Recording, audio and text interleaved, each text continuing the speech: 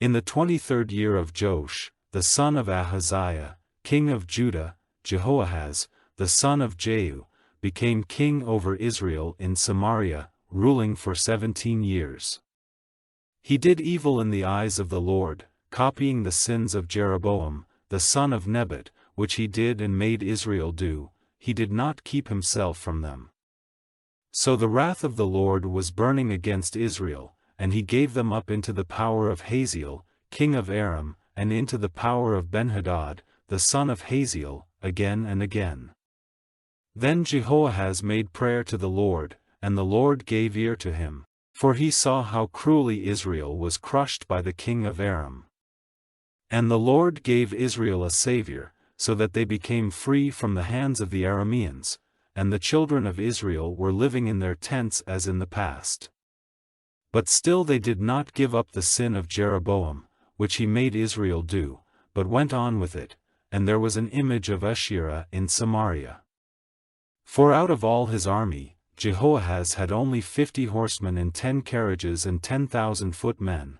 The king of Aram had given them up to destruction, crushing them like dust. Now the rest of the acts of Jehoahaz, and all he did, and his great power, are they not recorded in the book of the history of the kings of Israel? And Jehoahaz went to rest with his fathers, and was put into the earth in Samaria, and Joash his son became king in his place.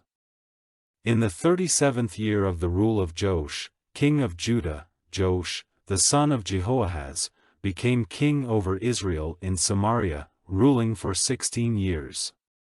He did evil in the eyes of the Lord, not turning away from the sin of Jeroboam, the son of Nebat, which he did and made Israel do, but he went on with it. Now the rest of the acts of Joash, and all he did, and the force with which he went to war against Amaziah, king of Judah, are they not recorded in the book of the history of the kings of Israel? And Joash went to rest with his fathers, and Jeroboam took his place as king, and Joash was put into the earth in Samaria with the kings of Israel. Now Elisha became ill with the disease which was the cause of his death, and Joash, king of Israel, came down to him, and weeping over him said, my father, the war carriages of Israel and its horsemen. Then Elisha said to him, take bow and arrows, and he took bow and arrows. And he said to the king of Israel, put your hand on the bow, and he put his hand on it, and Elisha put his hands on the king's hands.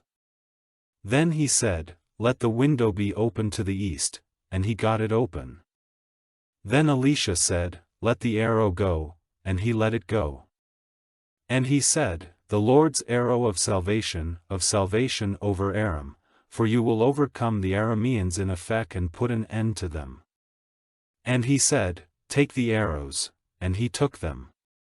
And he said to the king of Israel, send them down into the earth, and he did so 3 times and no more.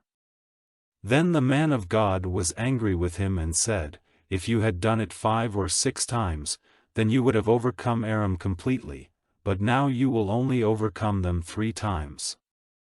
And death came to Elisha, and they put his body into the earth.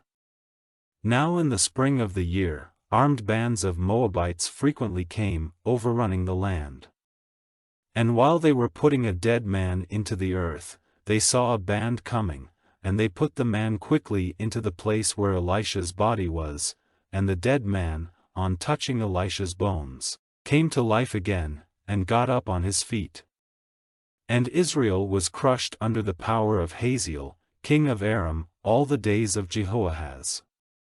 But the Lord was kind to them and had pity on them, caring for them, because of his agreement with Abraham, Isaac, and Jacob. He would not put them to destruction or send them away from before his face till now. Then Hazael, king of Aram, came to his end, and Benhadad his son became king in his place. And Jehoash, the son of Jehoahaz, took again from Benhadad, the son of Hazael, the towns which he had taken from Jehoahaz his father in war. 3 times Jehoash overcame him and got back the towns of Israel.